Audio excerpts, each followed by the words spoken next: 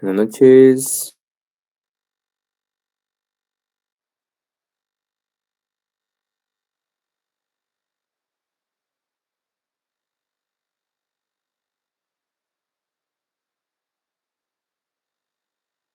Buenas noches, licenciado. Buenas noches, compañeros.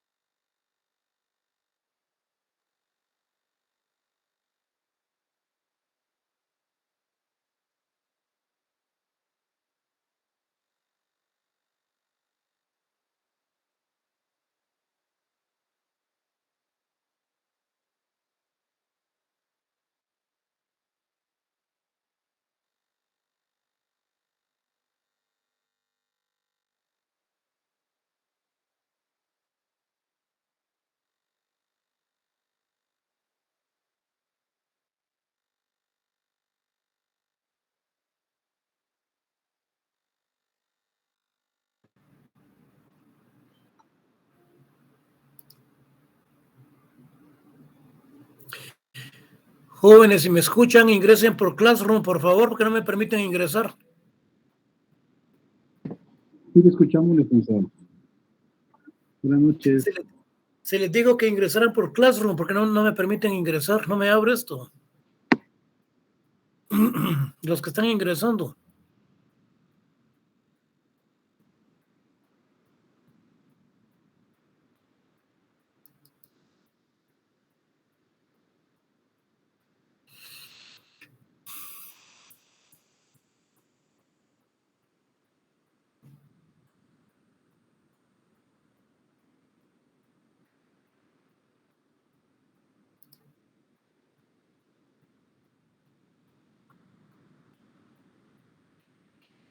Es que están ingresando, creo que por otro enlace.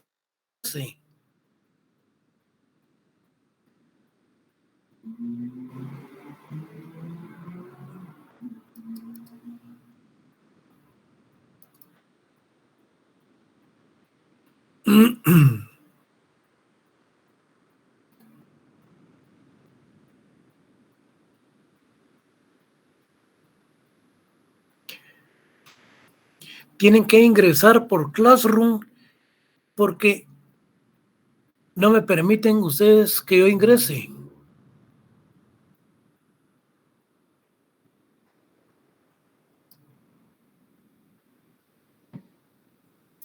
Bueno, voy a ver. Classroom, licenciado, no sé si nos salimos y probamos de nuevo. No, si se van a salir, no, permítame, yo prefiero salirme solo yo y no ustedes, permítame. Ok, gracias, Lick.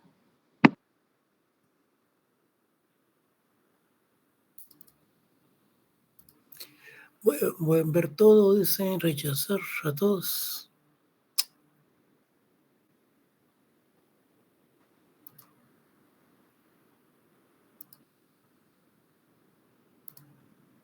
Ahí está. Ahí sí. Ahí abrió. Ahí los rechacé a todos. ¿Me escuchan? Sí, licenciado, sí se escucha. Bueno, tranquilos. Bueno, ¿se mira el documento o no? No, licenciado. No,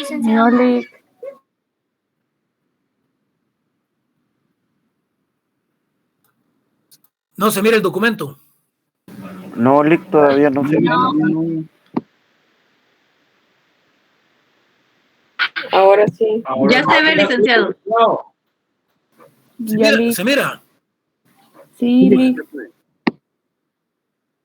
Bueno, tranquilos, jóvenes. No se me pongan nerviosos.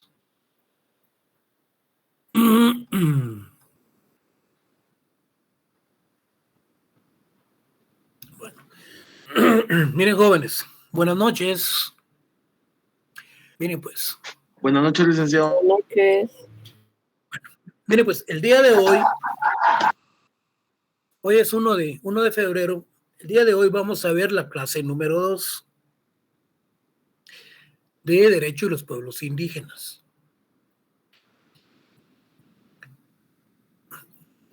Todo lo que hemos venido dialogando tiene estrecha relación con la clase número 2. Vamos a ver lo que, como parte de la introducción, vamos a ver los conceptos básicos como derecho, como pueblo, Estado, indígena, derechos de los, bueno, hasta indígenas creo que vamos a llegar. Vamos a ver si llegamos a derechos de los pueblos indígenas, hasta donde me quedé con la otra sección.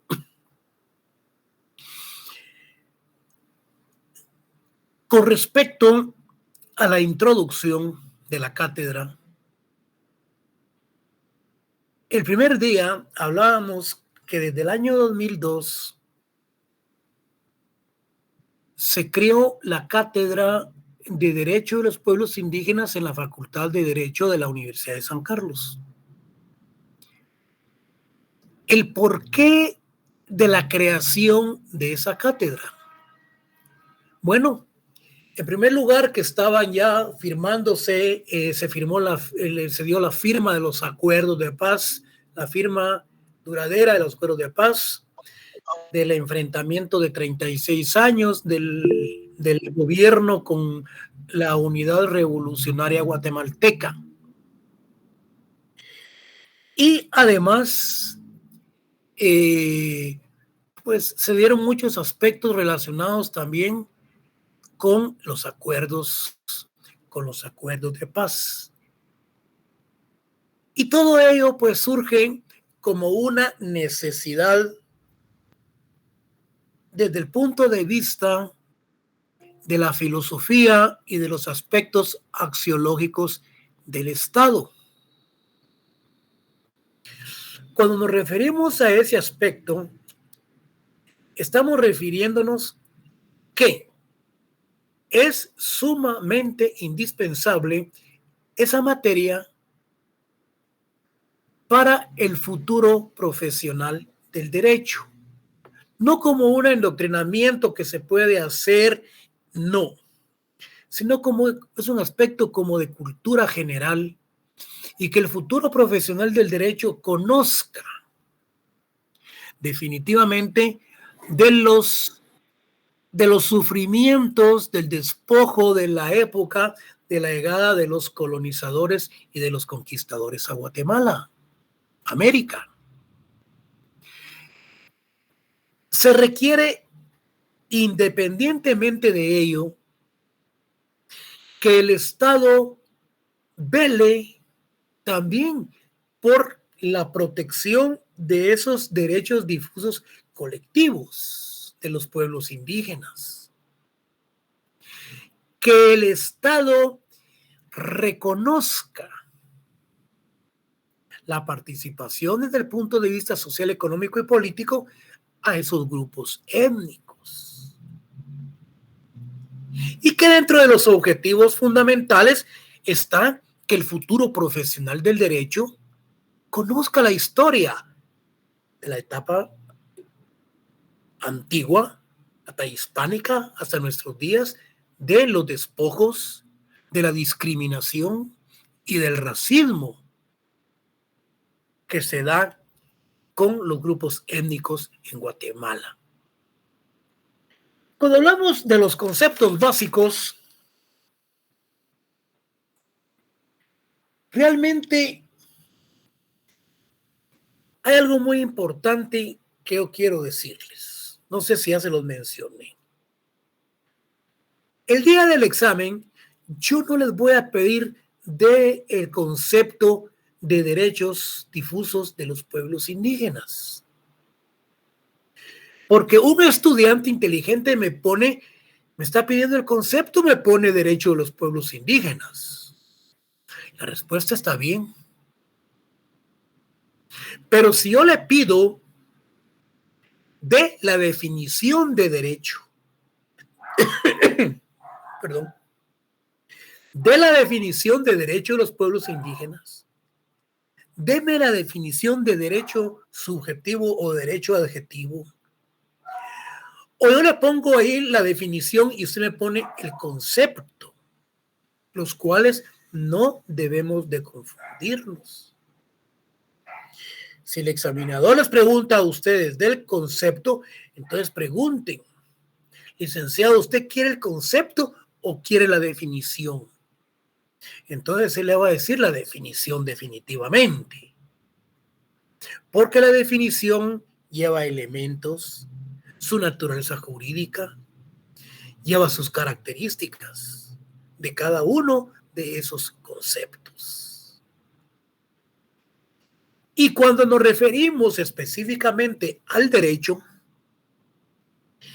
aquí vamos a ver lo que es el derecho subjetivo. Y ese derecho subjetivo es la voluntad que tiene la persona en proceder y en actuar.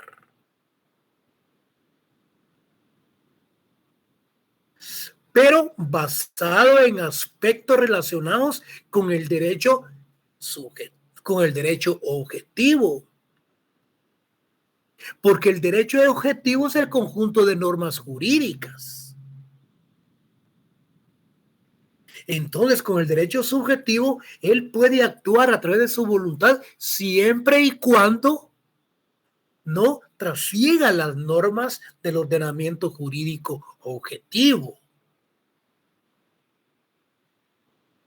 Y cuando hablamos de un derecho objetivo, que es el ordenamiento jurídico, y hablamos también de ese derecho subjetivo que están complementados, entonces nos referimos también al derecho eminentemente adjetivo. Y ese derecho adjetivo, jóvenes, es ese procedimiento. ¿Sí? Es ese procedimiento de darle cumplimiento al derecho sustantivo. Entonces, el derecho adjetivo es el procedimiento de darle cumplimiento a una norma jurídica plenamente establecida, que es el derecho sustantivo. Si el derecho adjetivo es el proceso y el derecho sustantivo es la norma específicamente, entonces, por ejemplo, nos referimos al Código Procesal Penal, al Código Procesal, al proceso, al adjetivo. Y al sustantivo podíamos referirnos, por ejemplo, al Código Penal, en donde se encuentran enmarcados los delitos, las penas y las medidas de seguridad, por ejemplo. Bueno, esos conceptos los vamos a aclarar más adelante para aquellos los que les quedó cierta dudita. Sigamos. ¿A qué nos referimos cuando nosotros hablamos de un pueblo? Hasta la palabra se oye pobre. Son aquellos rincones del interior de la República, un municipio, una aldea en donde hay pocos habitantes.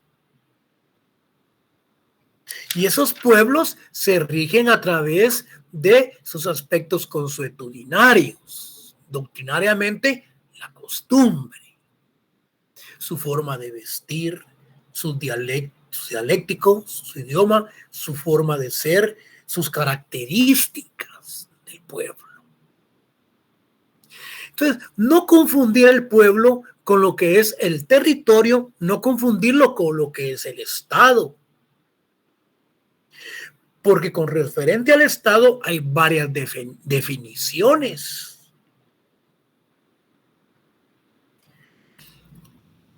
Se dice que el Estado es una sociedad humana establecida en un determinado territorio. Y esa sociedad humana tiene derechos y tiene obligaciones. Definitivamente. Es más, ese Estado tiene personalidad jurídica. ¿Y quién es el representante? ¿Podría ser el Procurador General de la Nación? Como consecuencia, entonces, hay algo muy importante con todas las definiciones que nos dan varios tratadistas y varios autores. Hay un autor, Jauregui, permítame, ahorita vamos a dar bien el nombre. Él menciona que que el Estado en efecto es una sociedad y que se establece en un territorio y que, por lo tanto, el Estado, dice, debe de velar por el bien común. Es una de las mejores definiciones porque el Estado, como territorio, como sociedad y como el Estado que conforma el gobierno, debe de velar por el bien general sobre el particular, velar sobre el bien común. Luego tenemos lo que es el indígena. ¿Quién es el indígena? ¿Qué diferencia hay con el nativo? La Real Academia Española nos dice que indígena viene del latín y que es indigentia, dice. Y que se refiere específicamente a todas las personas que viven o habitan en un determinado territorio. Punto. Esa fue la respuesta que yo le di a una compañera en la clase anterior. Porque me pregunta si los indígenas son aquellas personas que tampoco fueron colonizadas y fueron conquistadas en determinados territorios. Porque dice que el indígena es aquella persona que vive y habita en un país determinado. Punto. Pero a la llegada de los colonizadores y de los conquistadores. Por lo tanto, es un indígena que vive en un país y en un lugar determinado. Y este indígena tiene sus valores, tiene sus costumbres y que tiene dentro de sus características lo que es el aspecto sumamente importante que es la cosmovisión. Aparte de los nativos, que son nacidos en determinados lugares y que no le dan seguimiento a las costumbres de sus ancestros. Bueno, y por último tenemos lo que son los pueblos indígenas. ¿Quiénes son estos pueblos indígenas? Tenemos varias definiciones que la tenemos con el Procurador de los Derechos Humanos, el anterior, no este. Tenemos también las definiciones de otros académicos relacionados con los pueblos indígenas y cuáles son, cómo se identifican, cuál es el aspecto sumamente importante. Entonces, como estamos en materia, pero no en elecciones políticas, hay algo muy sumamente importante que cualquiera me puede decir. Existe discriminación, hay exclusión ahorita con que no quieran inscribir al partido movimiento, al movimiento de liberación de los pueblos, con Jordan Rodas y con doña Telma Cabrera, que conforman parte de Codeca. ese comité de asociaciones campesinas. El actual procurador de los derechos humanos presenta el informe para que la Contraloría de Cuentas haga la observación que no los inscriban en virtud de que han habido aspectos malos administrativos en la administración de Rodas. Mi pregunta es, ¿acaso los otros procuradores no se llevaron sus prestaciones laborales? Ellos se llevaron sus prestaciones de los 4 años de administración ahí en la Procuraduría de los Derechos Humanos, que son millones. Hablemos de 1 millón o más.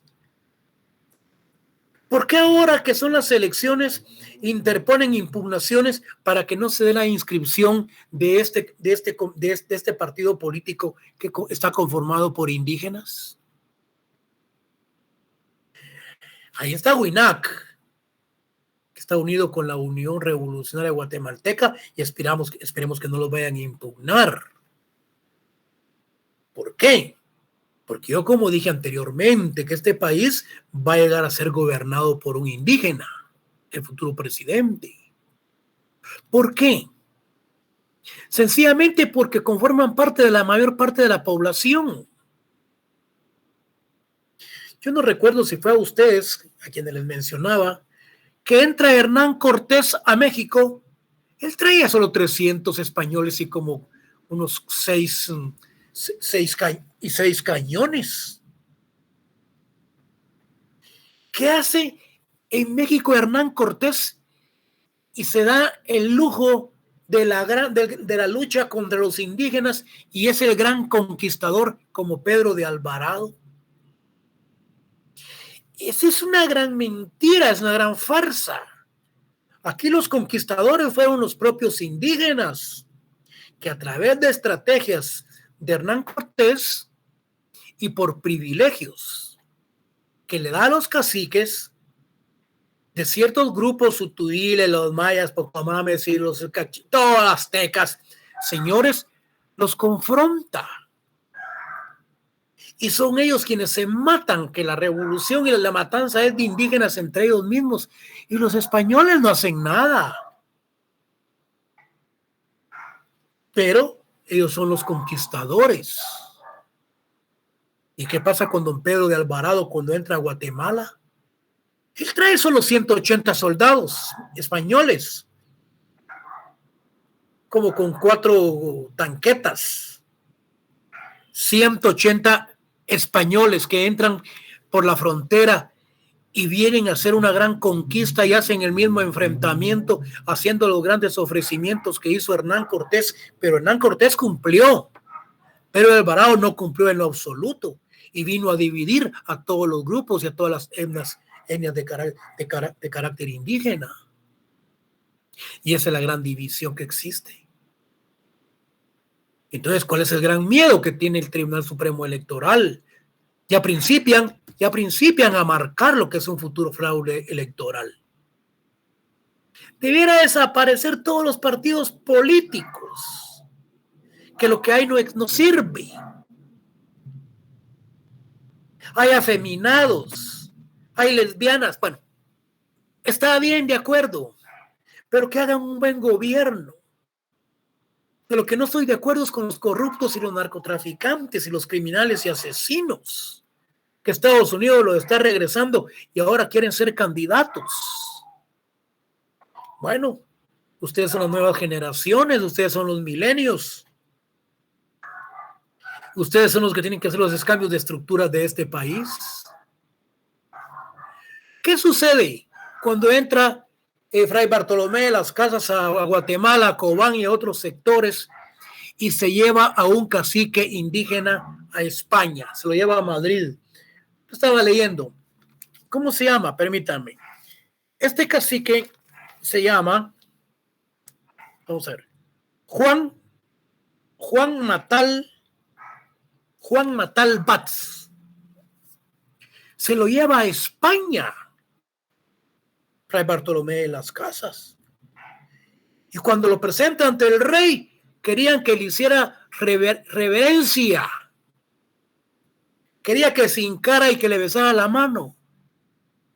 Señores, y el cacique le dijo que entre príncipes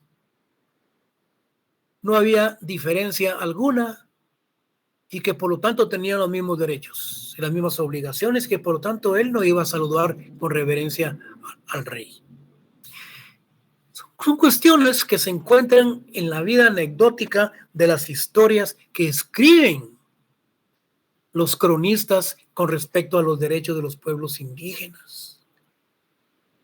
Bueno, con ese preámbulo, vamos a iniciar la cátedra. Miren, todo lo que hemos visto tiene relación con lo que vamos a ver en este momento. Y hasta donde lleguemos, porque queremos que llevemos las mismas clases y hasta el mismo lugar con las otras secciones, para no perdernos y que no haya confusión en cuanto a la elaboración de exámenes y toda la situación. Bueno, ¿qué hablábamos con respecto a la introducción? Yo les mencionaba que en el año 2002 se inicia en el nuevo pensum de estudios de la Facultad de la Universidad de San Carlos, el pensum, esta cátedra de los derechos de los pueblos indígenas. Se justifica porque en el presente el indígena, fíjense bien, constituye un fuerte sector poblacional del país, correspondiendo al Estado velar por la igualdad y el respeto a sus derechos. Vean qué interesante con respecto a la introducción. Y lo que yo les mencionaba, que hay muchas definiciones de Estado, pero dentro del aspecto axiológico y sus principios del Estado está la de respetar esos derechos colectivos y de la igualdad que debe de existir con los grupos étnicos. Bueno, por lo que es necesario incorporar al proceso de desarrollo humano, fíjense ustedes, cultural y organizativo, con el objeto de lograr la igualdad de oportunidades que le permitan a la participación en su propio desarrollo. En efecto, se justifica la creación de esta materia en la facultad por la necesidad que existe de esos derechos colectivos de esta clase discriminada y por racismo. Y a la vez nos regula el artículo 66 de la Constitución Política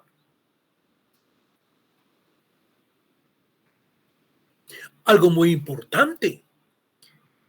En los aspectos generales, el bienestar general debe de prevalecer sobre los aspectos particulares. Entonces, el artículo 66 de la Constitución establece que Guatemala está formada por diversos grupos étnicos, entre los que figuran los de descendencia maya, por lo que debe respetarse y promoverse, entre otras, sus costumbres, tradiciones y formas de organización social. Esto debe estar en armonía con la ley, con la normativa y las garantías internacionales.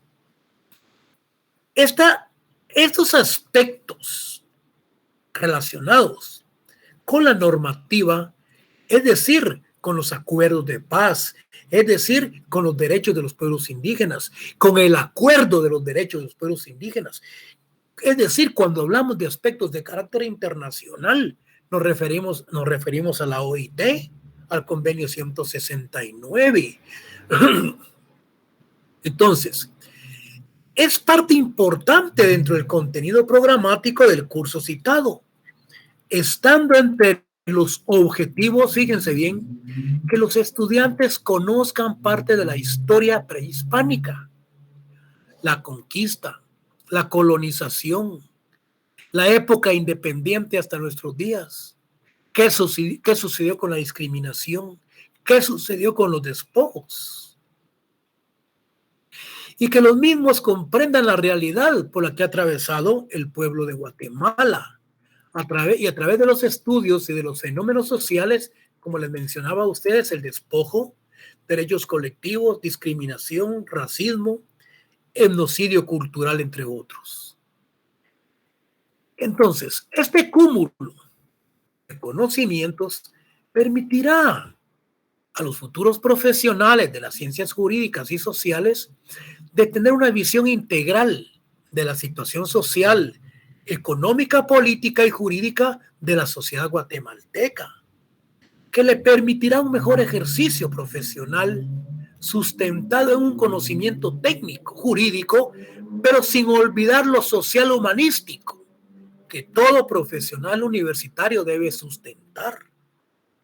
Cuando hacemos el juramento, cuando nos estamos graduando, juramos de defender a los desvalidos, en efecto.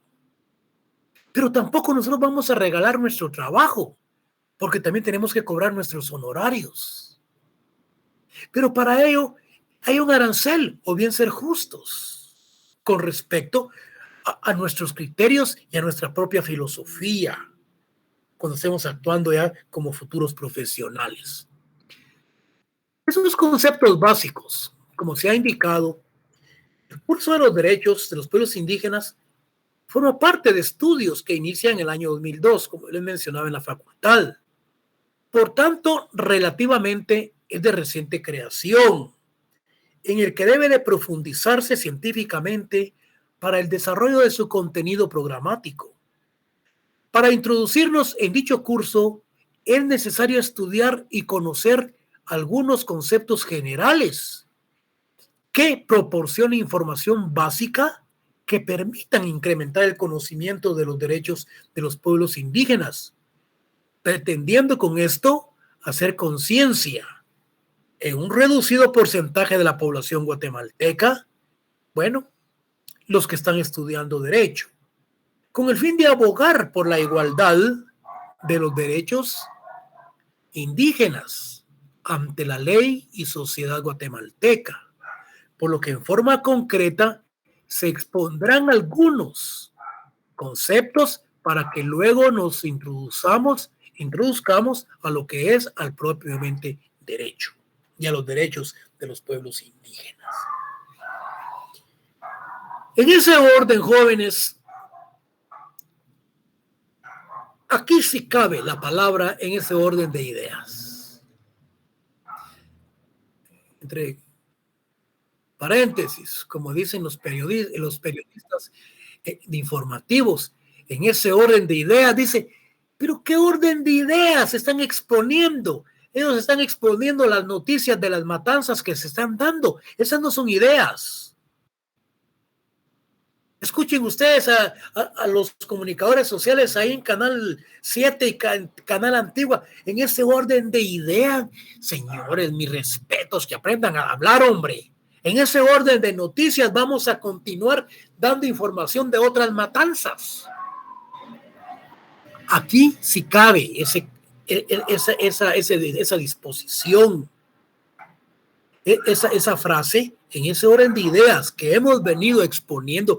Estas sí son ideas con un gran carácter filosófico, pero no esa basura con la que hablan todos ellos. Miren, pues, el derecho, ya se los expliqué, pero lo vamos a leer para que a ustedes les quede claro. Yo sé que muchos ya ni estudian, porque solo falta con que escuchen la cátedra, porque se les quedó. Muchos ya ni leen ni estudian, porque solo se recuerdan qué es el derecho, qué es esto. Señores, mis respetos, que hay mucho estudiante muy inteligente que lo hace, pero yo les voy a enviar unos documentos ahí para que ustedes le den la última leída unos días antes del examen.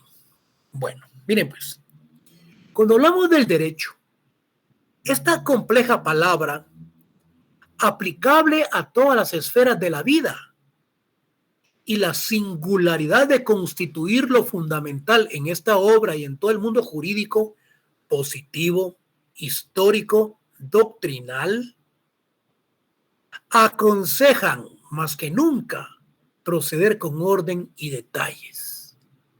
¿Cuál es el derecho positivo? Es el derecho positivo escrito vigente, ese ordenamiento jurídico y aspectos históricos que nos ayudan a la creación de las fuentes del derecho y aspectos doctrinales. Pero nos aconsejan que debemos de llevar un orden para el detalle de lo que vamos a ver. Entonces, como repertorio sintético de sus acepciones más usadas, indicaremos que derecho o derecho, según los casos, ¿qué significa? Aquí estamos hablando de un derecho. No estamos hablando de un derecho penal. No estamos hablando de un derecho civil. No estamos hablando del derecho administrativo. Estamos hablando de un derecho en general. Entonces dice que es la facultad natural de obrar de acuerdo con nuestra voluntad, salvo los límites del derecho ajeno, de la violencia de otro, de la imposibilidad física o de la posibilidad legal. En el examen privado, diga, ¿me puede usted dar una definición de derecho? Le están preguntando que dé la definición que es la acción en la voluntad humana que se tiene para ejercer cierta voluntad no violando el derecho de otro. Pero no le están pidiendo la definición de derecho penal, porque entonces va a entrar que es el conjunto de normas jurídicas penales y que no. Tenemos que ser muy inteligentes con cada una de las respuestas de lo que nos están preguntando. Y no salirse del tema en el examen. No hablar demasiado. Porque entre más se habla, más se cometen errores. ¿Qué es derecho? Tal cosa. ¿Qué es derecho sustantivo? Tal cosa. ¿Qué es derecho adjetivo? Tal cosa. Pero si él tiene algún ejemplo y sabe que no se le puede alargar el interrogatorio, pues ya es cuestión y es criterio del examinando. Entonces, es la facultad natural de obrar de acuerdo con nuestra voluntad, salvo los límites del derecho ajeno.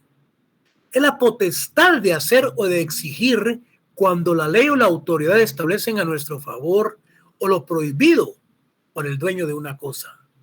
Consecuencias naturales derivadas del estado de una persona o relaciones con otros sujetos jurídicos. Bueno, pueden ser una colección de principios, preceptos y reglas a que están sometidos los hombres en cualquier sociedad civil para vivir conforme a justicia y paz, y a cuya observancia pueden ser compelidos por la fuerza. Entonces, para que el derecho, tanto objetivo como subjetivo, no constituya una ilusión, aspiración vana, frustrada, una pretensión, frustrada pretensión, requiere como elemento esencial, aun cuando se le haya negado a veces el factor coactivo, o sea, el derecho positivo, la reserva potencial que permite, mediante la fuerza material, si es preciso, apremiar, compeler y obligar el acto de abstención que nos corresponde contra la indiferencia, la pasividad, la resistencia, la agresión ajena o para el cumplimiento del deber de otro. Cuando hablamos de apremiar, se le está solicitando, se le compele y se le obliga. Entonces, únicamente el hombre puede ser sujeto de derecho y la idea de este incluye la calidad de sujeto pasivo o activo que reviste. Únicamente el hombre puede ser sujeto de derecho y la idea de que éste incluye la calidad de sujeto pasivo o activo que reviste. El ejercicio del derecho equivale a que los demás respeten o lo acaten. Bueno, por la significación del término derecho, que es vulgar etimológicamente, esta palabra derecho indica capacidad, poder, posibilidad reconocida que una persona tiene, pero orientada definidamente en el sentido de rectitud, de propósito y de conducta. Es decir, que el fundamento de aquella facultad se halla en el recto obrar. Mencionábamos entonces que el derecho subjetivo es el conjunto de facultades para deberes exigibles. ¿Qué nos dice Kant? Define como una atribución que es la facultad de ejecutar aquellos actos cuya ejecución universalizada no impida la coexistencia. Es decir, que es una facultad para poder actuar. Y cuando hablamos que no impide la coexistencia, es porque existe un aspecto eminentemente coactivo. Y puede ser el derecho objetivo. Entonces, y el derecho como norma y el derecho objetivo, que es el conjunto de normas para ejercer aquellas facultades y exigir tales deberes. Tienen derecho como fuente la ley, la costumbre, los principios generales del derecho. ¿Cuáles son esos principios generales del derecho, jóvenes? Son el origen o el fundamento de las normas, los principios generales del derecho. Es el origen de las normas, su origen, que participan de la idea de principalidad, que les otorga primacía a las restantes fuentes del derecho. Se fundan en el respeto de la persona humana o en la naturaleza misma de las cosas, esos principios generales. Por ello se ha destacado que todo principio de derecho lleva consigo la necesidad de su estricta observancia, la jurisprudencia y la doctrina. ¿Y qué es la jurisprudencia? Son los casos repetitivos sobre un hecho concreto. Y la doctrina, pues definitivamente son todos los elementos técnicos y jurídicos que nos coadyuvan para poder establecer aspectos relacionados con una fuente del derecho. Como consecuencia, entonces, se considera como derechos a un conjunto de normas que corresponden a un grupo de personas y que en cierta manera ejercen reivindicaciones de carácter colectivo, como lo expone Guillermo Cabanelas en su diccionario de derecho usual. Dice que dentro de lo estrictamente jurídico, el vocablo de derecho se emplea pluralizando cuando se refiere a un conjunto de normas o atribuciones que se concede, reivindica o ejerce colectivamente. O sea que estos derechos pluralizan, se conceden o no a todos los miembros de una sociedad, sino que a un grupo determinado. Así podría hablarse de derechos arancelarios, civiles, políticos, laborales, de la niñez, de la mujer indígena, de los derechos colectivos indígenas, etc. Entonces, Guillermo Cabanelas nos habla de un conjunto de las normas jurídicas que conceden, reivindica y ejerce colectivamente a esos derechos que los pluraliza. Existe entonces, esto lo teníamos en una de las clases anteriores, pero tiene mucha relación. Mire pues, existe un proceso de revisión del Estado de Derecho fundado en derechos subjetivos, que es el derecho, es esa facultad, es el poder que le otorga el derecho objetivo, y que es el objetivo, el conjunto de normas que forman nuestro ordenamiento jurídico. Para reclamar ante la autoridad competente el cumplimiento de un deber jurídico contraído por otra persona, con el objeto de dar cabida a los llamados derechos colectivos difusos. Fíjense bien, que estos derechos llamados colectivos difusos son derechos que por su naturaleza no son titulares de una persona, sino que corresponden a todos o a un grupo entre los que están los derechos de los pueblos indígenas. Esos derechos difusos colectivos. Entonces, esta evolución, el hecho de ser los indígenas el mayor sector de la población del país y la necesidad de su protección justifican la presente asignatura. Bueno, tenemos también lo que es entonces el derecho adjetivo.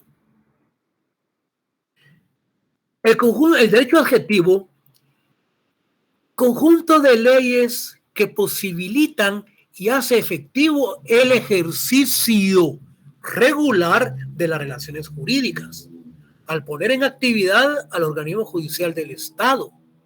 No determina qué es justo, sino cómo ha de pedirse la justicia.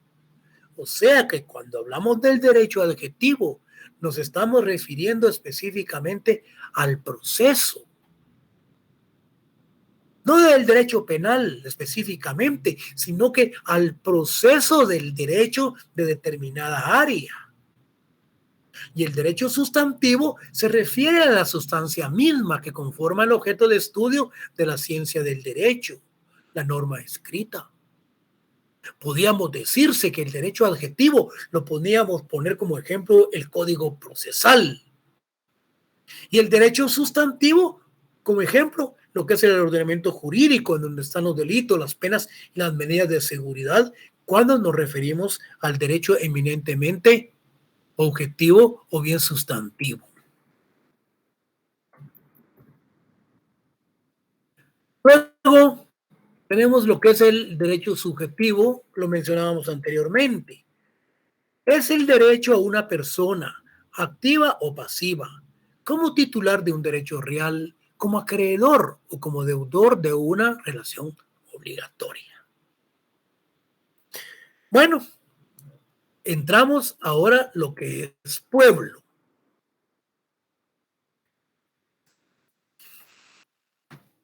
Lick, buenas noches. Ay, perdón, yo quisiera preguntar si usted va a mire, anóteme. ¿Qué es lo que deseaba? Si va a compartir el material que usted está... Señorita, permítame un segundo que termine. No me interrumpa. Cuando termine, entonces me hace las preguntas. Esas son preguntas incongruentes a lo que estamos platicando. Si hubiera sido pregunta relacionada con la cátedra, con mucho gusto. Sí, tiene que ver con la clase, o sea, no es incongruente. No, usted me está hablando de materiales. Sí, lo que usted está dando, por eso no es incongruente. No, pero usted me está hablando de materiales. No me interrumpa, por favor. De lo que usted está exponiendo, por eso le estoy diciendo. Esperemos. No es incongruente porque es algo que tiene que ver con lo que usted está exponiendo. Permítame que termine la cátedra y me pregunta el licenciado, ¿usted va a impartir material? Usted por lo visto no ha venido a clase. Yo ya se los he dicho. Hasta ahora ni que hubiera dado 1000 clases, es la segunda clase que usted está dando. Entonces, en la primera clase se habló de la estrategia y las formas y los procedimientos que íbamos a dar. Entonces, lo que usted me está preguntando ya lo dije como 40 veces, compañera. No creo que haya sido 40 veces, pero igual. Sí, ya lo he dicho, lo he repetido. Yo no estoy pidiendo algo que es incongruente. Sí estoy pidiendo algo que sí tiene que ver. Mire, lamentablemente la cátedra no es presencial, sino que es a través de esta cuestión que realmente es. Exacto. Yo no comparto esto. Mire, pues, se les va a dar material, compañera. Yo les voy a, no porque este es reciente, está caliente, lo acabo de sacar del horno. Entonces, se les va a enviar un material, unos módulos en donde está lo que yo les estoy explicando y lo que yo les voy leyendo. ¿Sí? Pero me lo hubiera preguntado, yo al final de cátedra les pregunto, jóvenes, ¿hay alguna pregunta? Entonces usted me ha dicho, mire, licenciado, disculpe, usted va a dar material. Yo le hubiera contestado, mire, ya les he dicho que sí se les va a dar material, se les va a los módulos, todo lo que hemos estado viendo. Buenísimo, gracias.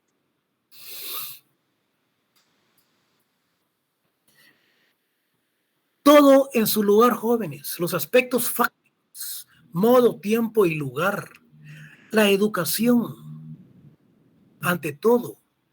Yo no soy como el catedrático, yo sé lo que es el qué y el cómo. Yo soy maestro egresado de la Escuela Normal Central para Varones, señores. Buenísimo, yo sé lo que, yo sé, licenciado, y tampoco estamos yo para sé lo, poder yo estar sé lo que es el qué, miren, yo sé lo que es el qué y qué el cómo, el qué lo científico y cómo es lo pedagógico. Yo al finalizar mi cátedra siempre les he dicho, hay alguna pregunta, hay alguna duda, jóvenes, y principiamos a dialogar y a platicar, a salir de la duda.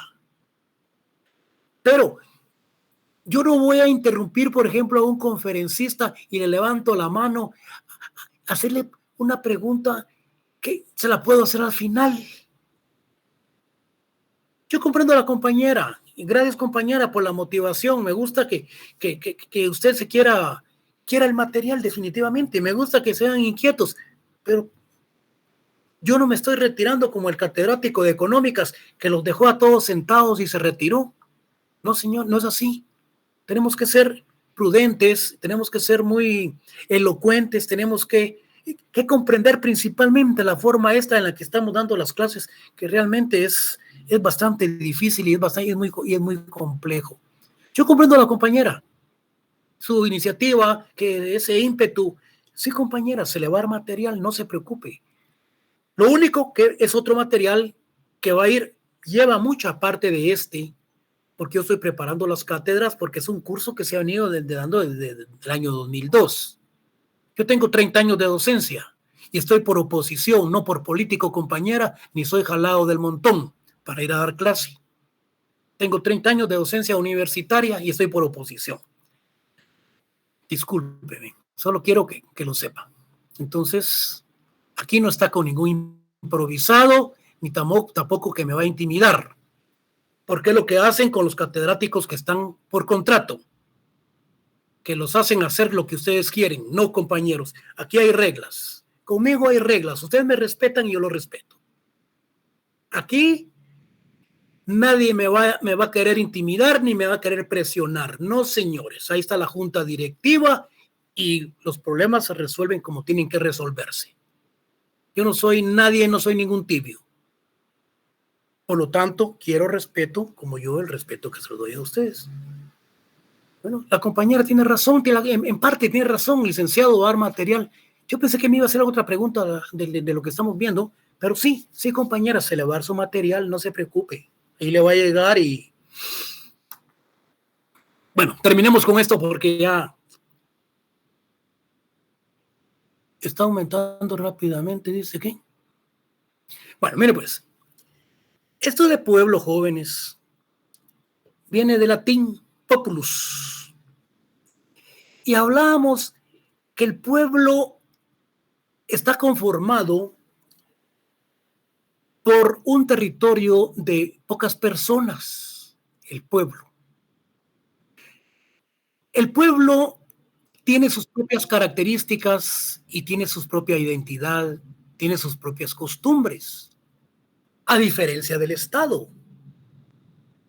Que el Estado, que hay muchas definiciones, pero cuando hablamos del Estado, nos estamos refiriendo específicamente a una sociedad humana establecida en un territorio determinado. Pero esta sociedad que se encuentra en ese territorio tiene personalidad jurídica, como les mencionaba anteriormente. Tiene derechos y que tiene obligaciones. Y hay varios autores que dan varias definiciones con respecto al Estado. Pero la población es un núcleo de personas que habitan en el interior de la República, en el interior del país. Puede ser una aldea, una caserío, puede ser un municipio. Que Guatemala está conformado por 340 municipios actualmente y que realmente hay ciertos sectores en donde hay una minoría. Y esa minoría tiene sus costumbres, tiene sus tradiciones, tiene sus aspectos, cuando hablamos doctrinariamente con respecto a aspectos consuetudinarios. Ese es el pueblo a diferencia del Estado. Entonces, el pueblo es la población más pequeña y con menor número de habitantes que una ciudad, dedicada específicamente o especialmente a actividades relacionadas con el sector primario. ¿Y qué es el sector primario? Es la costumbre, las tradiciones, cómo visten, qué lenguaje, qué idioma tienen.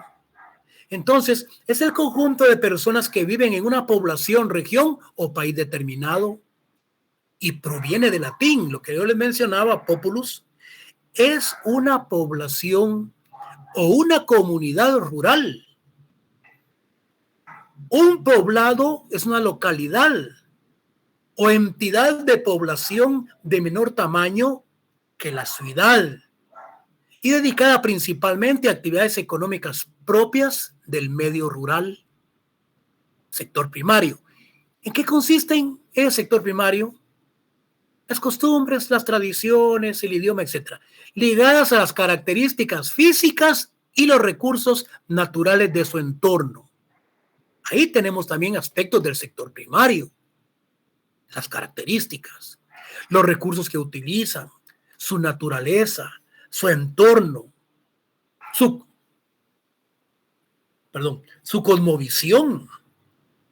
Entonces, al pueblo se le denomina a una población como núcleo, compacto, con continuidad, nombre propio y patrimonio, como conjunto de habitantes de un lugar, región o país. Ahora entramos, propiamente dicho, ante ese concepto de Estado. Vean, ¿qué nos dice León Duguay con respecto al Estado? Se van a dar cuenta que muchos de los autores no mencionan ese bien común que debe de prevalecer el bien general ante un particular. Solo hay un autor que sí menciona ese bien común. Duguay dice que el Estado es una agrupación humana fijada sobre un territorio determinado, donde los más fuertes imponen su voluntad a los más débiles. ¿Qué dice George Bourdieu? Explica que el Estado es el titular, es el abstracto y permanente del poder, cuyos gobernantes no son sino agentes del ejercicio, esencialmente pasajeros. Definitivamente ellos son empleados públicos. Y cada titular del Estado permanecen en sus cargos, principalmente los presidentes, el lapso en los que fueron electos. Por lo tanto, dice que es pasajero, pero esas definiciones no llenan el aspecto sumamente importante de las características, la naturaleza jurídica. Esos principios esenciales y generales que debe de llevar una definición de Estado. Cualquiera me puede decir, mire, licenciado, se puede decir que el Estado está conformado por el gobierno. Se puede decir que el Estado está conformado también por aspectos eminentemente demócratas y aspectos eminentemente republicanos. ¿Y por qué republicanos y demócratas? Porque cuando hablamos del sistema republicano estamos hablando de los tres organismos del Estado. Señores, entonces, dar la definición de Estado conjunto es la sociedad humana establecida en un territorio determinado, que tiene un sistema de carácter republicano. ¿Por qué? Porque tiene el poder ejecutivo, el legislativo y el judicial. Y el Estado está conformado por los ministerios y lo dirige principalmente el vicepresidente, y además está conformado por lo rige el señor, el mayor, el Estado presidencial, que es el del ejército, que es el presidente de la República. Todas esas definiciones están bien, pero les falta lo que dice un autor, lo que dice, yo creo que es vamos a ver, yo creo que es Jauregui. Dice que el Estado, dice, está conformado para la realización del bien común. Entonces dice,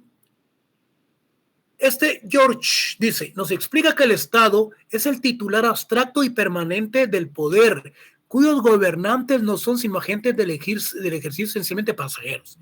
Ahora bien, Jauregui dice, es el régimen que adopta una nación mediante una centralización jurídica y política. Fíjense bien, jurídica y política, que se realiza por la acción de un poder político y por la idea de la república como conjunto de medios que se ponen en común para realizar el bien común. Entonces, esto último es lo más importante. El Estado está conformado para ver los aspectos eminentemente relacionados por el bien común, que el principio de la colectividad, esos del bien común, debe de prevalecer sobre los aspectos de carácter eminentemente particulares. Y todo esto, el principio de igualdad, regulado en la Constitución Política de la República. Entonces, en esta posición jurídica hallamos las definiciones de Hans Kelsen y de George Heyne. Kelsen dice que el Estado es la totalidad de un orden jurídico en cuanto constituye un sistema que descansa en una norma hipotética fundamental. Es decir, que el Estado es, con respecto, el Estado en esta definición es simple y llanamente un ordenamiento jurídico. Es lo que se refiere Kelsen, que el Estado es un ordenamiento jurídico. Ahora, Hayek define como una corporación territorial dotada de un poder de mando originario. Aquí la palabra corporación es la síntesis jurídica que expresa relaciones de la unidad de asociación y considera a esta corporación como un sujeto de derecho. Son las 8 de la noche, jóvenes. Tranquilos porque vamos a seguir. Otras secciones me exigieron que continuáramos porque la clase se puso excelente. Voy a tratar de llegar hasta donde llegué con ellos. Miren pues. Vean. ¿Qué es el concepto indígena? Este concepto de indígena viene del latín y significa indigentia. ¿Quién es un indígena, jóvenes? Los indígenas son las personas que habitan, son las personas que viven en un territorio donde nacen. Los indígenas son las personas que viven en determinado lugar. Punto. Pero se continúa, porque dice que son las personas que se encontraban en esos lugares donde nacieron a la llegada de los conquistadores y de los colonizadores. ¿Y cuál es la diferencia entre un indígena y un nativo? El indígena, señores, le da cumplimiento a sus valores ancestros y tribales relacionados con los aspectos, cuando hablamos del derecho doctrinario, que es el derecho consuetudinario, sus costumbres, le dan cumplimiento a su vestimenta, a su lenguaje, a su forma de ser y muchas características. Mientras el nativo, este nativo nacido en determinado lugar, él no le da seguimiento a esos aspectos de carácter de los ancestrales y consuetudinarios. El nativo no. Entonces, en sentido estricto y más habitualmente, se aplica la denominación indígenas a las etnias que preservan culturas tradicionales. ¿Quiénes son los indígenas? Grupos étnicos, que ellos continúan aún a la fecha con sus culturas tradicionales, aún de la época de la conquista. Ahora bien, en sentido amplio, el término indígena se aplica a todo aquello, fíjese, en sentido amplio. En sentido estricto, preservan sus culturas y tradiciones. En sentido amplio, el término indica se aplica a todo aquello que es relativo a una población originaria del territorio que habita, cuyo establecimiento en él precede al de otras etnias, o cuya presencia es lo suficientemente prolongada y establece como tenerla por oriunda.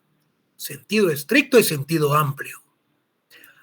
Aquí lo que yo les mencionaba, la palabra indígena es diferente al concepto nativo, que representa a una persona que nació en un territorio, pero que no mantiene las tradiciones de sus antecesores. En el caso del indígena es importante destacar que su linaje ha permanecido a esa región desde tiempos antes de la conquista de los españoles. ¿Qué nos dice Guillermo Cabanelas al respecto? Nos dice que indígena natural, dice, es originario del país del cual se trate. Aquí ya tenemos tres aspectos muy importantes. Originario del país del cual se trate, y aquí en sentido estricto.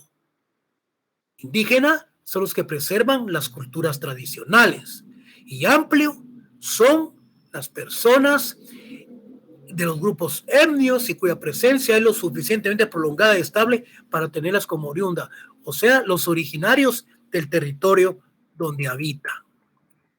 Entonces, Guillermo Cabanelas nos dice,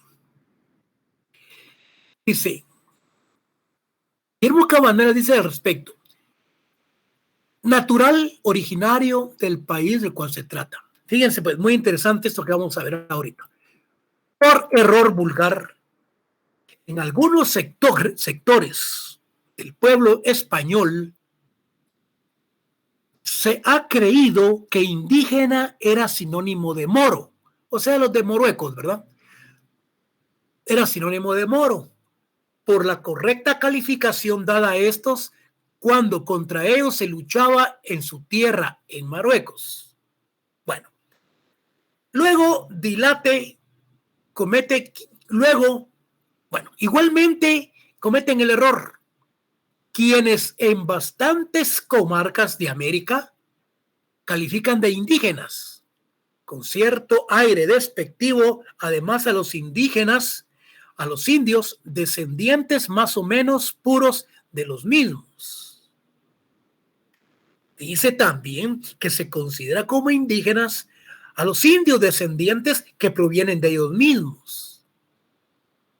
Entonces, en cada estado, cuando el mismo se haga referencia, son indígenas cuanto hayan nacido en él antes y después del descubrimiento y descienden de los aborígenes americanos, de la raza europea, que luego han poblado tales regiones de los mestizos de una y otra sangre. Anotemos entonces, el término de indígena viene o data pues de épocas remotas. Su significado y contexto han tenido una evolución histórica.